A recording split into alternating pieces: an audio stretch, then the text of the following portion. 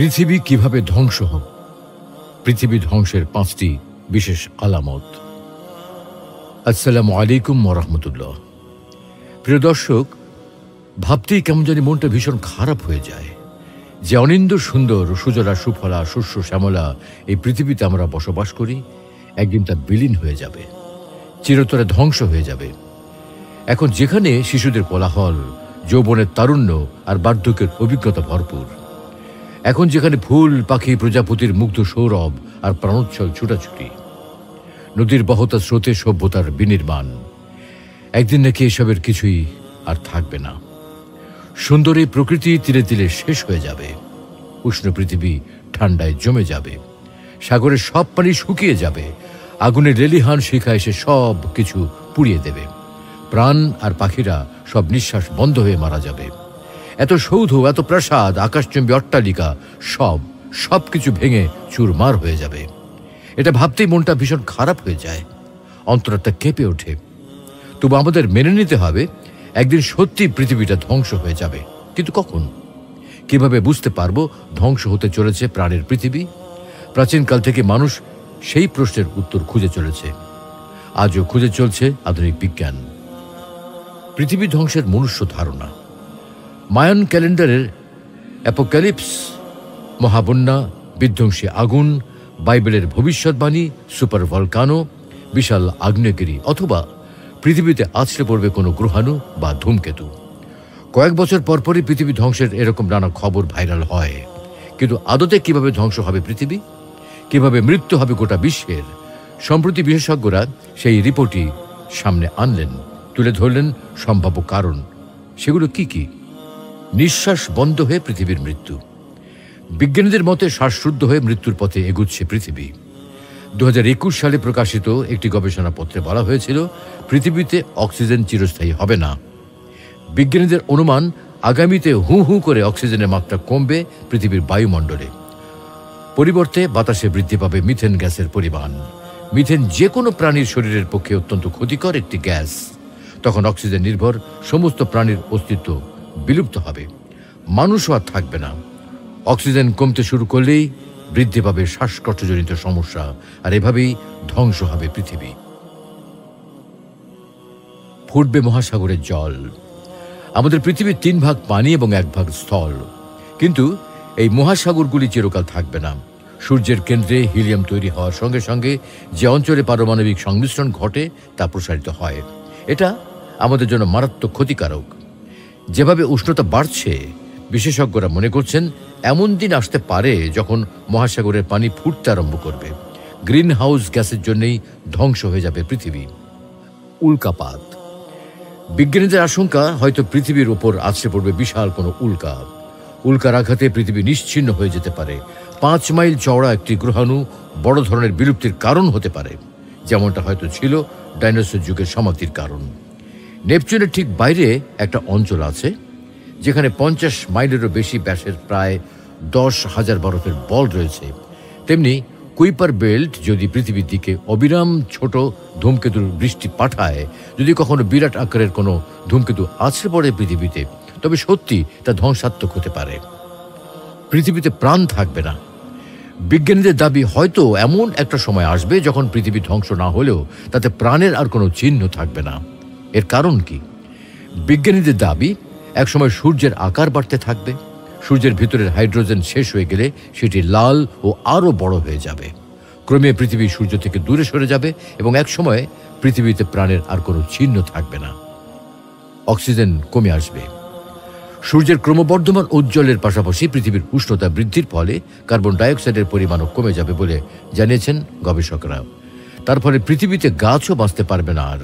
গবেষকদের মতে, এই মুহূর্তে পৃথিবীতে যে পরিমাণে অক্সিজেন আছে, আগামী কয়েকশো বছরের মধ্যে তার পরিমাণ অন্তত কয়েকশো গুণ কমে আসবে। ধ্বংস হয়ে যাবে পৃথিবীর বাস্তুতন্ত্র। পৃথিবী ধ্বংসের কোরআনী আলামত।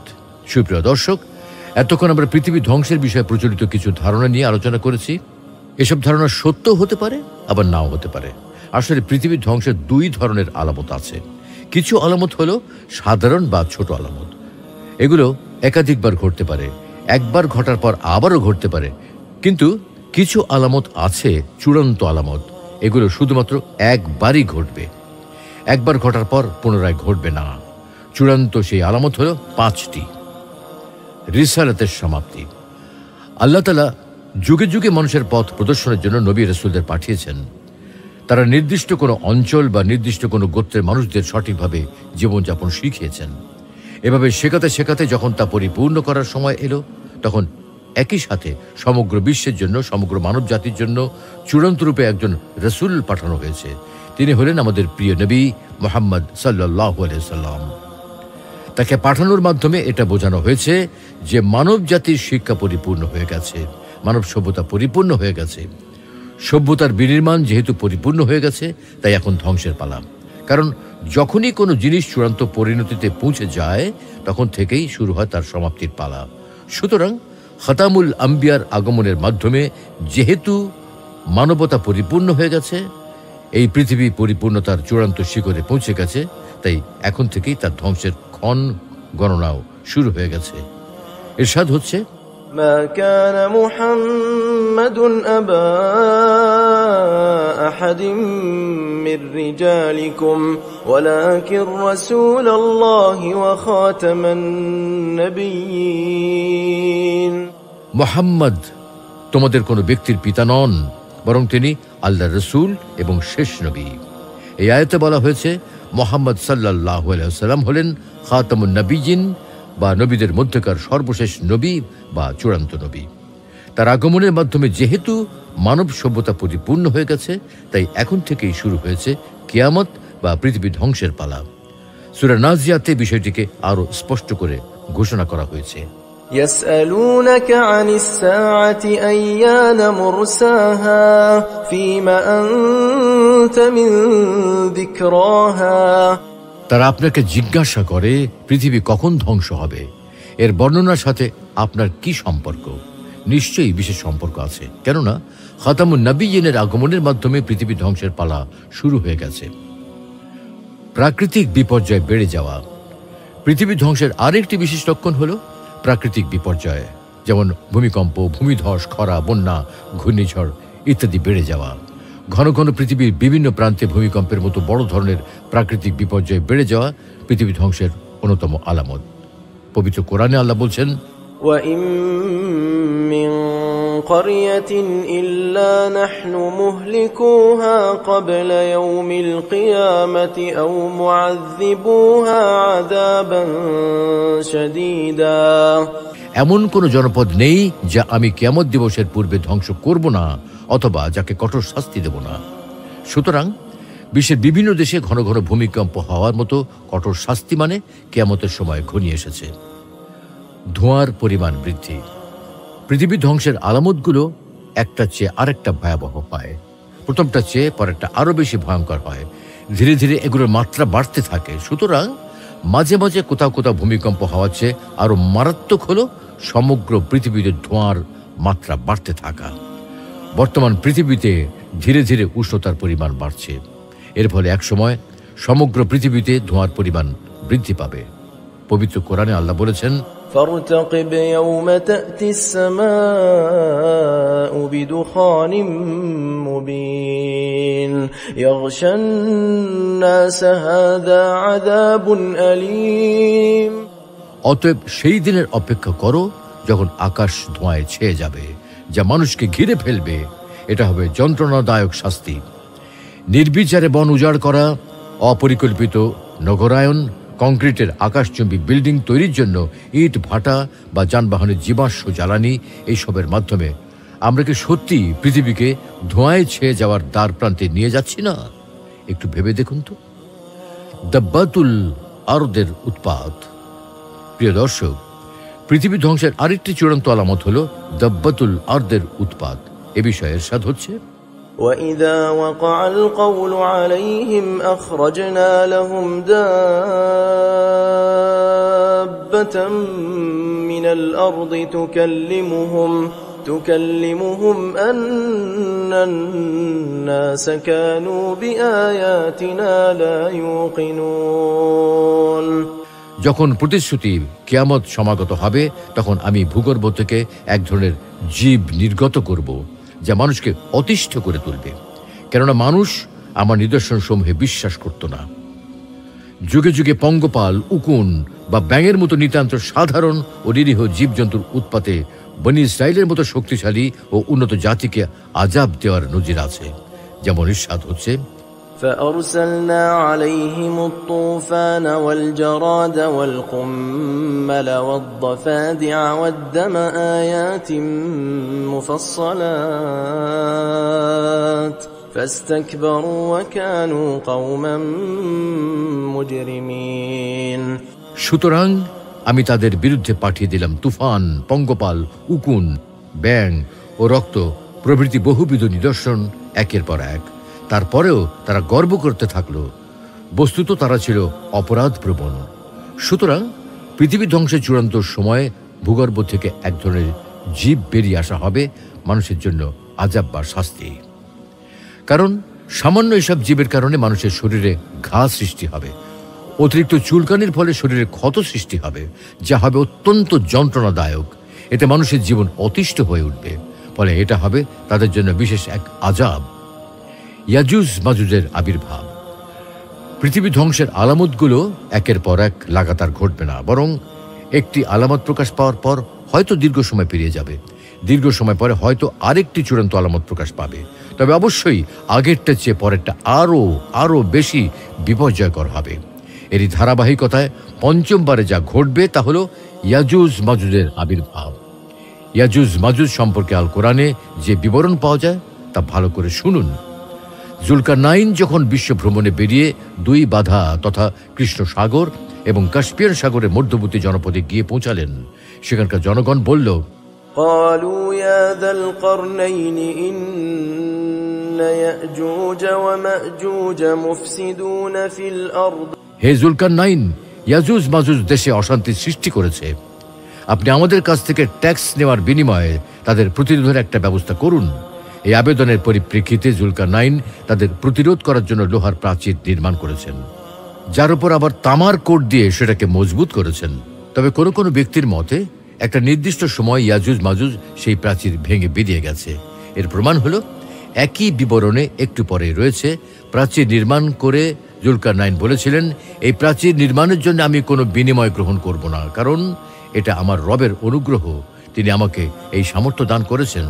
তবে জেনে রেখো, যখন আমার পালনকর্তার প্রতিশ্রুত সময় আসবে তখন তিনি একে চূর্ণ বিচূর্ণ করে দেবেন এবং আমার পালনকর্তার প্রতিশ্রুতি সত্য।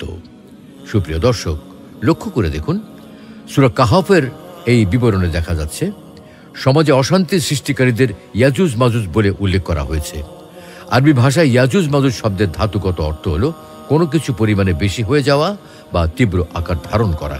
সুতরাং হতে পারে ইয়াজুজ মাজুজ বলতে আলোচ্য আয়াতে সমাজে তীব্র অশান্তি সৃষ্টিকারী বা সমাজে অশান্তি সৃষ্টিকারীদের সংখ্যা বেড়ে যাওয়া বোঝানো হয়েছে। অর্থাৎ সমাজে অশান্তি সৃষ্টিকারীদের রূপক অর্থে ইয়াজুজ মাজুজ বলা হয়েছে।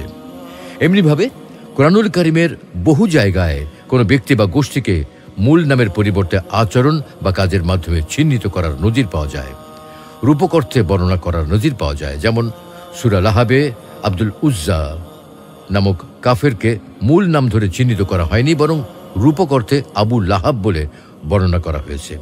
মুসা আলাইহিস সালামের সময়কার মিশরীয় সম্রাট রামেসিস দ্বিতীয়কে নাম ধরে উল্লেখ করা হয়নি, বরং ফেরাউন উপাধি দ্বারা চিহ্নিত করা হয়েছে। কোরআনুল কারীমে সাধারণত অপরাধীদের নাম ধরে চিহ্নিত করা হয় না, বরং তাদের অপরাধের বিষয়টি উল্লেখ করার মাধ্যমে রূপক অর্থে বর্ণনা করা হয়। কারণ মূল নাম ধরে চিহ্নিত করা হলে উক্ত ব্যক্তির মৃত্যু হলে আয়াতটি অকার্যকর হয়ে যাবে। পক্ষান্তরে আচরণ বা বৈশিষ্ট্যের ভিত্তিতে রূপক অর্থে বর্ণনা করা হলে কিয়ামত পর্যন্ত উক্ত আয়াতের কার্যকারিতা বহাল থাকবে। এ কারণেই হয়তো আল্লাহ তাআলা জুলকারনাইনের সময়কার সমাজে অশান্তি সৃষ্টিকারীদের রূপক অর্থে ইয়াজুজ মাজুজ বলে বর্ণনা করেছেন এবং সূরা কাহফেই সেই আলোচনা সমাপ্ত করেছেন। এখন দেখা যাচ্ছে সূরা আম্বিয়াতে একটি আয়াত রয়েছে যেখানে আবারও ইয়াজুজ মাজুজের বর্ণনা এসেছে। এবার তাহলে আয়াতের অর্থ কি? ইরশাদ হচ্ছে, حتى إذا فتحت يأجوج ومأجوج وهم من كل حدب ينسلون। অবশেষে যখন বন্ধন খুলে যাবে তখন প্রত্যেক উচ্চভূমি থেকে ইয়াজুজ মাজুজ দ্রুত ছুটে আসবে। এই আয়াতে বিশেষভাবে লক্ষণীয় হলো এখানে বলা হয়েছে একটা সময় বন্ধন খুলে যাবে, ফলে সব জায়গা থেকে ইয়াজুজ মাজুজ ছুটে আসবে। এখন যদি ইয়াজুজ মাজুজ শব্দটিকে রূপক অর্থে সমাজে অশান্তি সৃষ্টিকারী ধরে নেওয়া হয়, তাহলে আয়াতের অর্থ দাঁড়াবে পৃথিবী ধ্বংসের সময় ঘনিয়ে এলে সমাজের সর্বত্র অসংখ্য অগণিত বিশৃঙ্খলা সৃষ্টিকারী দেখা দেবে। উঁচু জায়গা তথা উন্নত প্রযুক্তির অধিকারীদের মাধ্যমে সমাজে অশান্তি সৃষ্টিকারীর সংখ্যা বৃদ্ধি পাবে। এক্ষেত্রে একজন সাবেক আমেরিকান প্রেসিডেন্টের বক্তব্য লক্ষণীয়, যিনি বলেছিলেন ভবিষ্যতে হয়তো মানুষের ডিএনএর এমন সূত্র আবিষ্কার করা হবে যার মাধ্যমে ক্লোন মানব সৃষ্টির দরজা খুলে যাবে। ফলে যুদ্ধের মাঠে দলে দলে এমন অসংখ্য সৈন্য পাঠানো সম্ভব হবে যাদের কোনো পারিবারিক বন্ধন থাকবে না। সুপ্রিয় দর্শক, একবার ভেবে দেখুন তো কি অকল্পনীয় বিপর্যয়ের সম্ভাবনা যদি কখনো ডিএনএর সেই সূত্র উন্মোচিত হয় যার মাধ্যমে তৈরি করা যাবে অসংখ্য অগণিত সৈন্য। তাহলে পৃথিবীতে যে বিপর্যয়, যে বিশৃঙ্খলা সৃষ্টি হবে তার কি কোনো তুলনা হতে পারে? ভাবতেই তো গা শিউরে ওঠে, কি সর্বনাশা কথা। প্রিয় দর্শক, সূরা কাহাফের আয়াতগুলোতে আমরা ইয়াজুজ মাজুজ শব্দের যে রূপক অর্থের কথা বলছি তা কোনো ব্যক্তির মতামত, সর্বজন গ্রাহ্য মতামত নয়, প্রতিষ্ঠিত কোনো মতামত নয়।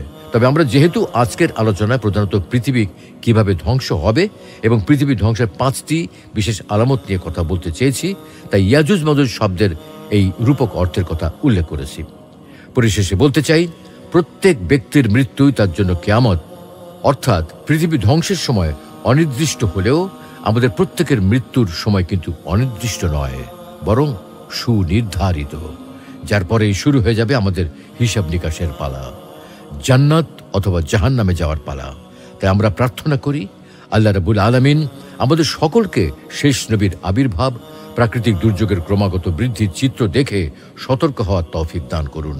পৃথিবী ধ্বংস হওয়ার পূর্বে, মাথার কাছে মৃত্যু এসে উপস্থিত হওয়ার পূর্বে আখিরাতের জন্য যথাযথ প্রস্তুতি গ্রহণ করার তৌফিক দান করুন। আমিন।